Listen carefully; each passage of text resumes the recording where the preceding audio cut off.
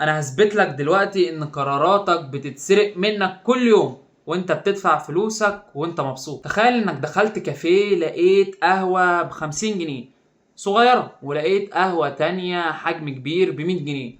منطقيا مخك هيستغل ال100 جنيه وهتطلب القهوة الصغيرة ام 50 جنيه ارخص يا عم. بس فجأة الكافيه عمل حركة خبيثة، حط قهوة وسط ب90 جنيه.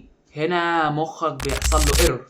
انت بتقول دلوقتي 90 جنيه، انا لو زودت 10 جنيه بس كمان هشتري ام 100 جنيه الكبيرة ومبروك عليك.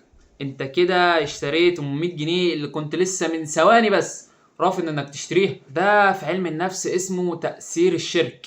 الحجم الوسط ما اتعملش عشان تشتريه، ده اتعمل عشان يخلي الحجم الكبير صفقة لقطة. الفراسة والمنطق مش بس قراءة وجوه، ده قراءة لقرارات الناس وتصرفاتهم. وقت فخ السينما بتاع البوب كورن قبل كده؟ قول لي تحت في التعليقات، وتابع فراسة المنطق عشان تفهم اللعبة صح. انا لوجيك. سلام.